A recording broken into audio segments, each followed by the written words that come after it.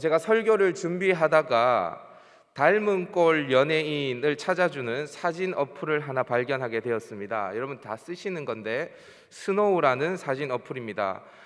여기에 보니까 백종원 씨가 누구를 닮았는지 이렇게 나오던데요. 한번 사진을 보여주시겠습니까? 백종원 씨가 이렇게 점점점 진화되더니 송승헌이 나오는 겁니다. 제가 이걸 보고 동의할 수 없었는데 그런데 왠지 또 동의할 것만 같은 그런 사진이었습니다. 신빙성이 좀 없어 보이지만 이 어플이 100%의 진실만 이야기하는 어플이 아니라 사람을 기분 좋게 해주는 어플이구나 라고 생각을 했습니다. 박명수 씨가 누구를 닮았냐 한번 보여주시겠습니까? 박명수 씨가 촥 하면 톰 크루즈를 닮았다고 이렇게 나오는 거예요. 확실하게 느꼈습니다. 이 사진 어플은 정직함에 기반을 둔 어플이 아니라 사람을 사랑하는 어플이구나 이런 생각을 했습니다. 그래서 우리 사역자들도 한번 찍어봐야 되겠다 싶어가지고 제 주변에 있는 우리 전도사님, 강도사님 이렇게 찍어봤습니다. 그래서 우리 박상욱 전도사님 한번 찍어봤는데 누구가 나왔냐 한번 보여주시기 바랍니다.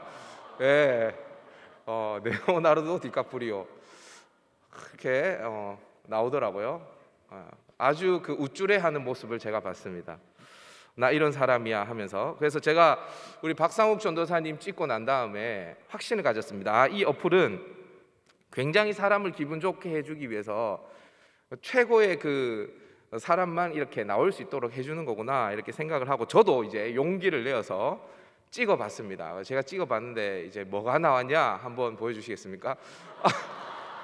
제가 찍었는데 김영철이 이렇게 나오는 겁니다. 김영철이. 예.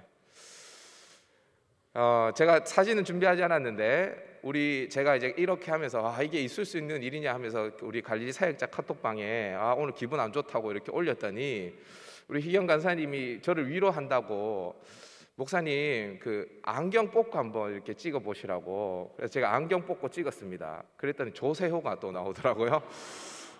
그래서 아주 실망한 그 하루였습니다. 바로 스노우라는 그 어플을 삭제해 버렸습니다. 여러분 이렇게 우리가 살다 보면 이 어플을 꼭 사용하지 않더라도 이 사람하고 이 사람이 좀 닮았다 싶은 경우를 많이 보죠. 꼭 똑같지는 않더라도 이미지가 비슷하다, 닮은 꼴이다 이런 것들을 발견하게 되어집니다. 사람만 그런 게 아니죠.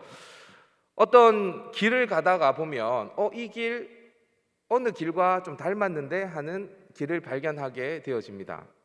또 어떤 이야기를 듣다 보면 이 이야기 어디선가 들어본 이야기인데 라는 그런 생각이 들 때도 있습니다. 닮은 꼴 이야기를 우리가 발견할 때도 있고요. 또 어떤 상황이 딱 발생했을 때 이거랑 비슷한 상황이 예전에도 있었는데 라고 하면서 이 닮은 꼴 상황을 우리가 발견하기도 합니다. 사람도 이야기도 어떤 상황도 닮은 꼴을 발견할 때가 있는데 오늘 우리가 읽은 이 본문에 나오는 두 가지 이야기는 닮은 꼴 이야기입니다. 여러분 오늘 본문에 이제 등장하는 이야기는 두 가지 이야기로 크게 구성되어져 있는데 회당장 야이로의 딸의 이야기와 혈루증 앓은 여인의 이야기로 나누어질 수 있습니다. 한 가지 이야기 속에 다른 한 가지의 이야기가 들어있는 구조입니다. 그런데 이 두 가지 이야기는 다른 이야기 같아 보이지만 사실 닮은 꼴을 가지고 있습니다. 같은 이야기를 하고 있습니다. 자, 일단 우리 한번 확인을 해보도록 하십시다. 뭐가 비슷하냐, 뭐가 닮았냐. 일단 야이로의 딸도 죽을 병에 걸렸습니다. 병에 걸렸어요. 그죠? 그리고 혈루증 앓은 여인도 혈루증이라는 병에 걸렸습니다. 그런데 이 병에 얼마 동안 시달리냐? 25절을 보면 혈루증 앓은 여인이 자그마치 12년 동안 이 병에 시달리다는 것을 확인할 수 있습니다. 12년 동안 이 병에 시달리죠. 그런데 이 죽을 병에 걸린 야이로의 딸이 죽었다가 다시 살아납니다. 그런데 이 딸의 나이가 몇 살이냐? 42절을 보시면 12살이라고 말하고 있습니다. 한 사람은 12해 동안 혈루증을 앓았고 한 사람은 12살에 죽었습니다. 뭔가 비슷한 느낌이 들지 않습니까? 또 닮은 게 있습니다. 뭐가 닮았습니까? 죽은 야이로의 딸도 예수님을 만나서 구원을 경험했고 혈루증 앓은 여인도 예수님을 만나자 구원을 경험하게 됩니다. 한 사람은 죽었다가 살아나고 한 사람은 그 괴롭혔던 질병에서 고침을 받음으로 구원을 받게 되어집니다. 우리는 지난주에 거라사에서 군대 귀신 들렸다가 구원받은 한 사람을 통해서 데가볼리라는 그 10개의 도시에 하나님의 나라가 어떻게 임했는지를 확인을 했습니다. 그 한 사람의 구원은 곧 하나님 나라의 시작이었고 하나님 나라의 전파의 원초 기지가 되어졌습니다. 그렇게 거라사의 겨자씨 하나를 심고 다시 배를 타고 건너오신 예수님은 야이로의 딸을 살리시고 그리고 혈루증 앓은 여인을 고치십니다. 그리고 그들에게 구원을 선물로 주십니다. 구원을 선물로 주셨다는 것은 그들에게 하나님의 나라가 임하였다는 것이고 그들이 하나님 나라 백성이 되었다는 것입니다. 자, 그러면 오늘 이 사건을 통해서, 그러니까 혈루증 앓았다가 고침받은 한 여인의 이야기, 또 야이로의 딸, 죽었다가 살아난 이 야이로의 딸의 이야기를 통해서 마가가 하고 싶은 이야기는 도대체 무엇이었을까요? 그것은 하나님의 나라가 어떻게 이루어지는가, 구원이 어떻게 이루어지는가를 이 이야기를 통해서 우리에게 말해주고 싶은 것입니다.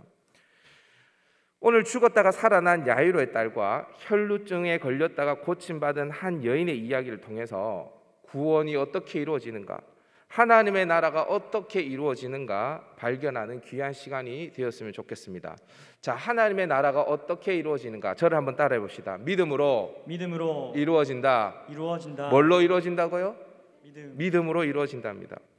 오늘 등장하는 혈루증 앓은 여인은 12년간 병에 시달렸습니다.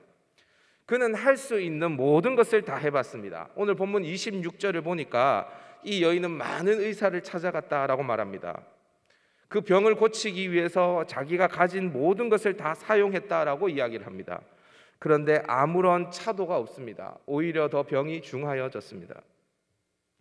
절망 중에서도 깊은 절망에 빠진 것입니다. 그런데 예수님이 오신다는 소문이 이 여인에게 들립니다. 그리고 그의 옷에 손을 대게 되어집니다.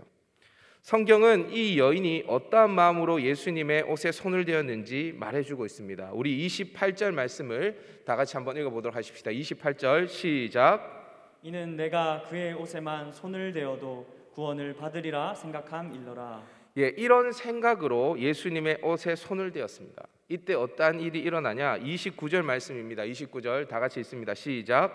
이에 그의 혈루 근원이 곧 마르매. 여러분, 이 29절에서 중요한 단어가 있습니다. 여러분 눈이 있으면 한번 보십시오. 뭐가 중요합니까? 예, 이에라는 단어입니다. 자, 이에라는 단어는요, 그의 옷에만 손을 대어도 구원을 받는다고 생각했던 그 생각과 혈루 근원이 마른 병에서 고침을 받은 것이 인과관계로 연결되어져 있다는 뜻입니다. 즉 하나님의 아들 예수 그리스도를 만지기만 해도 구원을 받을 수 있을 거라는 생각을 가지고 그의 옷을 만졌더니 혈루 근원이 말랐다는 것입니다. 그의 생각을 했기 때문에 혈루 근원이 말랐다는 것이죠. 이 부분을 예수님도 놓치지 않고 말씀하십니다. 예수님은 죽어가는 야이로의 딸을 고치러 야이로의 집을 향하고 있었던 길입니다.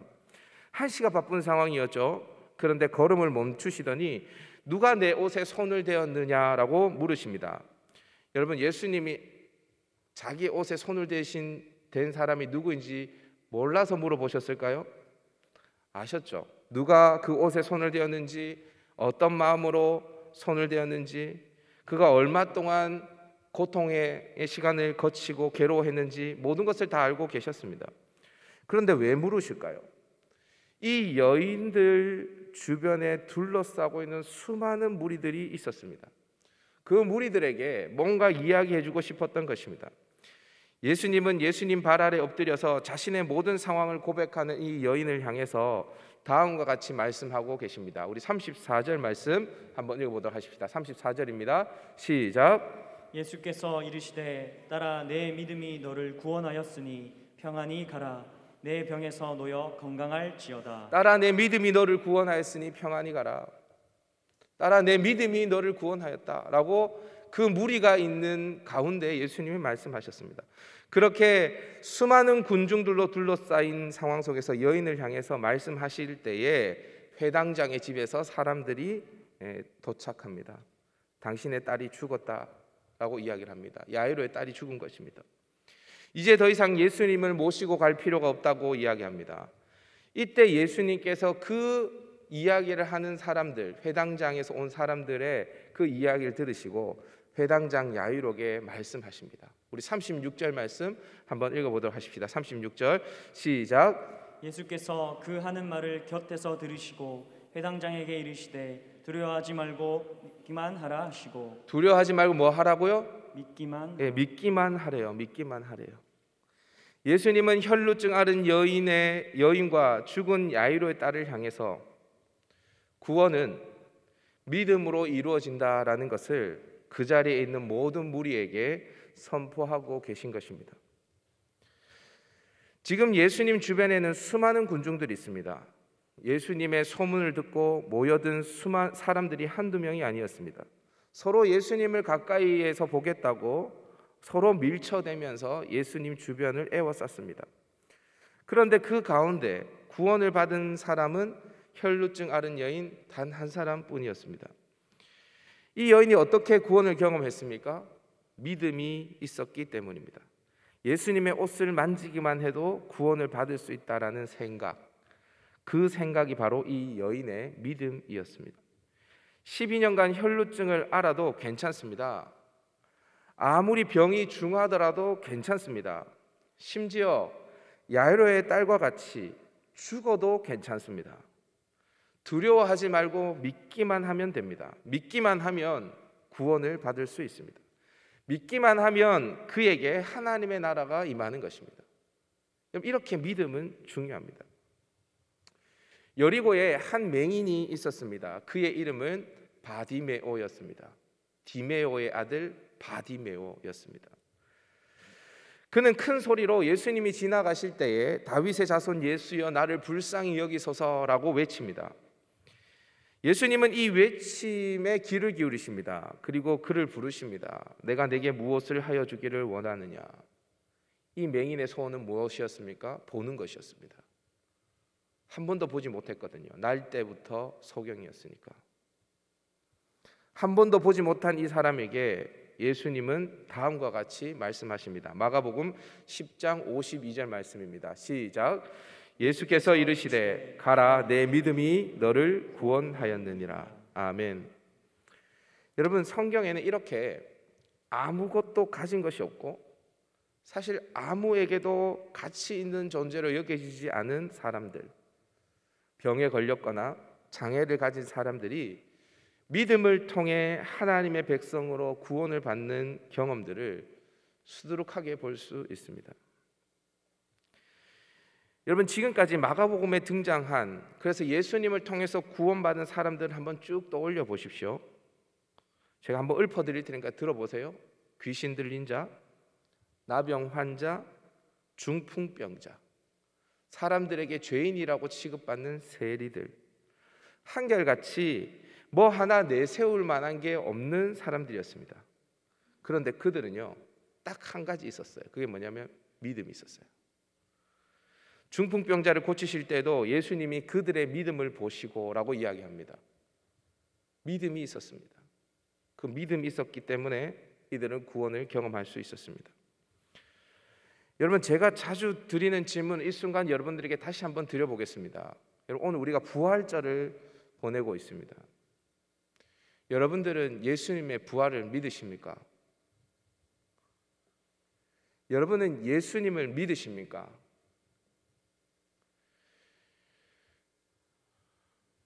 여러분, 머리로 내가 부활이라는 교리를 아는 것이 믿음이 아닙니다. 다시 말씀드리지만 우리는 교회에서 예수님이 우리를 위해서 십자가에 죽으셨다, 나의 죄를 위해서 죽으셨다, 그리고 예수님은 부활하셨다, 그래서 우리도 부활한다, 이걸 공식처럼 외우고 있습니다.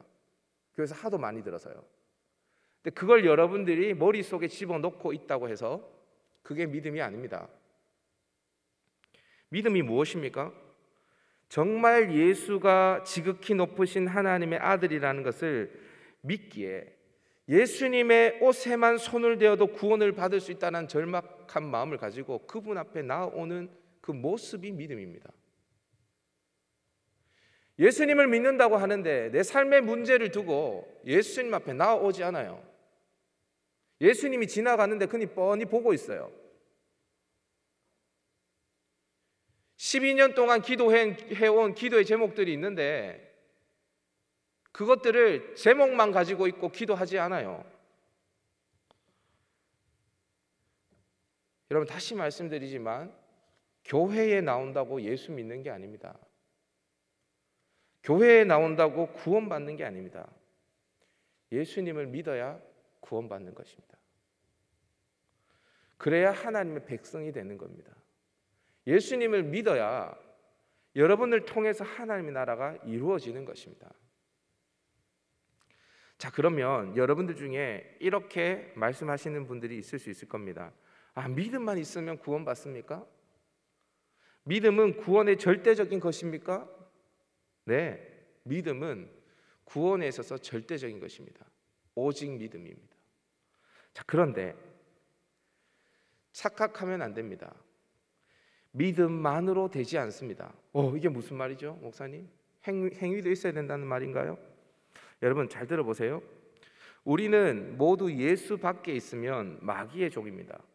우리가 지난주에 살펴본 군대 귀신 들린 그 거라사인의 모습이 우리의 원래 영적인 상태입니다. 죄의 종로로 타고 마귀의 종로로 타다가 그 죄값으로 영원한 죽음을 맞이하는 것이 바로 저와 여러분의 결국이었습니다. 죄값은 단지 믿음으로만 해결되어지는 것은 아닙니다. 반드시 그 죄값을 누군가가 치러야 합니다. 구약의 율법을 보면 생명은 생명으로만 갚을 수 있다라고 이야기합니다. 그러니까 우리가 죄로 인하여서 죽어야 된다면 그 죽음은 어떠한 죽음을 통해서만 해결할 수 있는 것입니다. 따라서 저를 한번 따라해 보도록 하십시다. 하나님의 나라는 죽음으로 이루어진다. 오늘 본문은 분명히 믿음을 강조하는 본문입니다. 혈루증 앓은 여인에게도 내 믿음이 너를 구원하였다라고 하셨고, 야이로에게도 두려워 말고 믿기만 하라라고 말씀하셨습니다. 그런데 오늘 본문에서 또 중요한 공통점이 있습니다. 그게 뭐냐 하면 바로 정결규례라는 것입니다. 여러분 교회에 나오신 지 얼마 안 되신 분들은 이걸 잘 모르겠지만 아마 구약 성경을 조금 읽어보신 분들은 이 정결규례가 뭔지 아실 겁니다. 구약 성경을 보면 이것은 정하다, 이것은 부정하다라고 하면서 하나님이 정한 것과 부정한 것을 나눠 놓은 것이 있습니다. 레위기에 보면 음식도 정한 음식, 부정한 음식이 있습니다. 예를 들면 문둥병에 걸린 사람은 부정하기 때문에 거룩한 이스라엘 공동체 진 안에 머무를 수 없어서 진 바깥으로 내보내져야만 했습니다. 그러니까 거룩하지 못한 것들은 거룩한 것과 함께 할 수 없는 것입니다. 부정한 것은 정한 것과 함께 할 수 없는 거죠. 그런데 오늘 본문에 등장한 이 혈루증은 구약 레위기 15장에서 나오는 유출병을 말하는 것인데, 이 유출병은 대표적인 부정한 병으로 여겨졌습니다. 유출병은 자궁에서 피가 멈추지 않고 계속 흘러내리는 병입니다. 그런데 율법은 이 병을 부정한 병이라고 하죠. 이 병에 걸린 사람과 접촉하면 그 접촉한 사람마저도 부정해진다라고 말합니다. 심지어 이 병에 걸린 사람이 만진 물건을 만지게 되어져도 부정해진다라고 말합니다. 레위기 15장 6절 7절 말씀인데 우리 다 같이 한번 읽어보도록 하십시다. 6장 7절입니다. 시작. 유출병이 있는 자가 앉았던 자리에 앉는 자는 그의 옷을 빨고 물로 씻을 것이요 저녁까지 부정하리라. 유출병이 있는 자의 몸에 접촉한 자는 그의 옷을 빨고 물로 몸을 씻을 것이며 저녁까지 부정하리라. 네. 그런데 여러분, 혈루증 앓은 여인이 이러한 율법을 알았을까요? 몰랐을까요? 유대인이니까 당연히 알았습니다. 예수님도 알고요. 그 무리 가운데 있었던 유대인들도 다 알고 있었습니다. 자, 그런데 이 여인이 예수님의 옷자락을 만집니다. 혈루증에 걸린 사람과 접촉하면 어떻게 되어진다고요? 그 사람도 부정해진다라는 겁니다. 이걸 유대인들이라면 모를 수가 없습니다. 그래서 이 여인도 예수님이 누가 내 옷에 손을 대었느냐고 했을 때 예수님 앞에 두려워하며 떨며 엎드립니다. 왜 두려워합니까? 자기가 하면 안 되는 짓을 했기 때문입니다. 자, 그런데 여기까지는 우리가 좀 이해가 됩니다. 왜냐하면 예수님이 부정한 여인을 만진 게 아니라 혈루증 앓은 여인이 예수님의 옷자락을 만졌습니다. 예수님의 입장에서는 어쩔 수 없는 것이었다라고 말할 수 있는 대목입니다. 그렇죠? 예수님이 부정한 여인을 만진 게 아니에요. 부정한 여인이 예수님을 만진 겁니다. 예수님은 만지라고 하지도 않았습니다. 자, 그런데 그 다음이 문제입니다. 이러한 부정한 존재와 접촉이 한 번이 아니라 또 일어나게 되어집니다. 바로 야이로의 딸, 그 죽은 시체와의 접촉입니다. 레위기 11장을 보면 죽은 시체, 그것이 사람이든 짐승이든 시체 역시 부정한 것이기에 그것과 접촉하는 자는 부정해진다라고 말씀합니다. 그런데 예수님이 이 야이로의 죽은 딸과 접촉하십니다. 이번에는 혈루증 앓은 여인의 때와는 상황이 조금 다릅니다. 우리 41절 말씀을 한번 확인해 보도록 하십시다. 41절 시작. 그 아이의 손을 잡고 이르시되 달리다구 마시니 번역하면 곧 내가 내게 말하노니 소녀야 일어나라 하심이라. 예수님이 죽은 시체에 이 소녀의 손을 잡고 이르시되 달리다굼 하셨습니다. 소녀야 일어나라 라고 말했죠. 그랬더니 죽은 시체가 벌떡 일어났다는 것입니다. 여러분, 앞서서도 말씀드렸듯이 혈루증 앓은 여인과의 접촉은 예수님이 하신 게 아닙니다. 혈루증 앓은 여인이 예수님을 만진 것입니다. 뭐 이랬든 저랬든 예수님은 부정해지는 것입니다. 자, 그런데 이 야이로의 딸은 누가 그 야이로의 딸의 손을 잡습니까? 예수님이 잡습니다. 야이로의 딸이 잡은 게 아닙니다. 야이로가 예수님의 팔을 끌고 와서 내 딸의 손을 잡아주세요라고 말한 것도 아닙니다. 예수님이 그냥 그 시체의 손을 잡으십니다. 여러분, 예수님께서 왜 이 부정한 시체의 손을 잡고 달리다굼 하셨을까요? 안 잡으면 살아나지 않기 때문에, 예수님의 능력이 접촉을 통해서만 전달될 수 있기 때문에, 블루투스로는 안 되기 때문에? 아니죠. 그런 거 아닙니다. 예수님은요, 말씀으로도 충분히 이 죽은 시체를 살릴 수 있습니다. 예수님은 눈만 깜짝해도 이 죽은 시체를 살릴 수 있는 능력이 있으십니다. 그래서 부활하신 것 아닙니까? 그 능력을 가지셨기 때문에. 그런데 왜 예수님은 그 부정한 시체를 적극적으로 만지셨을까? 뭔가 의도가 있는 것입니다. 여러분, 앞서서도 말씀드렸듯이 구원은 믿음으로만 되는 게 아닙니다. 제가 한 2년 전에 자세하게 이제 설명을 드렸는데 다시 한번 설명을 드리겠습니다. 여러분 잘 보십시오. 우리 그 선배들은 다 알지만 이제 갓 신입생으로 올라온 지체들이 이해를 못할 수 있기 때문에 다시 반복합니다. 여러분, 여기에 물이 있습니다. 맞죠? 사람이 물을 마시지 않으면 어떻게 됩니까? 죽습니다. 이 물 마시지 않으면 죽어요. 제가 한 3일 동안 물 안 마셔봤거든요. 근데 정말 죽을 것 같더라고요. 못 살 것 같아요. 근데 여러분, 이 물을요 마시는데 이 물이 나를 살리게 해줍니다. 근데 여러분, 이 물을 담고 있는 이건 뭡니까? 물컵입니다. 그러면 물컵이 나를 살려주는 겁니까? 물이 나를 살려주는 겁니까? 뭐가 나를 살려주는 거죠? 물이 나를 살려주는 겁니다. 근데 물을 담고 있는 도구가 뭐냐면 물컵입니다. 제가 2년 전에 말씀드렸죠. 물이 하나님의 은혜이고 물컵이 믿음이라 그랬습니다. 하나님의 은혜가 우리의 믿음이라는 도구에 담겨져서 우리를 살려내는 것입니다. 믿음만으로 안 됩니다. 물컵만 있다고 해서 구원받을 수 있는 게 아닙니다. 물이 있어야 됩니다. 하나님의 은혜가 있어야 됩니다. 자, 그러면 여러분들에게 질문해 보겠습니다. 하나님의 은혜가 뭡니까? 내가 아무것도 하지 않았는데 거저받는 것, 그게 은혜 아닙니까? 그러면 우리는 뭘 거저받았습니까? 생명을 거저받았죠. 생명을 거저받은 것입니다. 자, 그러면 어떻게 생명을 받았습니까? 나 대신에 예수님이 죽은 겁니다. 예수님의 생명을 우리가 거저받은 것입니다. 지금 예수님은 혈루증 앓은 여인과 접촉하시고 또한 야이로의 딸의 시체를 적극적으로 만지셨습니다. 그 결과 예수님은 율법에 의하면 부정한 존재가 되셨습니다. 여러분, 이 사건이 뭘 상징하는 것 같습니까? 바로 예수님의 십자가를 상징하는 것입니다. 예수님은 혈루증 앓은 여인의 부정함을 짊어지고 야이로 딸의 부정함을 짊어지고 여기 서 있는 김보은 목사의 부정함도 짊어지고 여기 앞에 앉아 있는 한소리의 부정함도 짊어지고 그 모든 것을 다 짊어지고 십자가에 오르셨습니다. 그리고 거기에서 우리의 모든 부정함을 깨끗하게 씻으셨습니다. 그 결과 우리는 부정한 존재에서 정한 존재가 되어졌습니다. 정결한 하나님의 백성이 되어진 것입니다. 그분은 죽음에서 부활하셔서 우리의 부활의 첫 열매가 되어주신 겁니다. 그렇게 예수님이 십자가에 죽으시고 난 다음에 뭐라고 이야기하냐면 이걸 믿으라는 것입니다.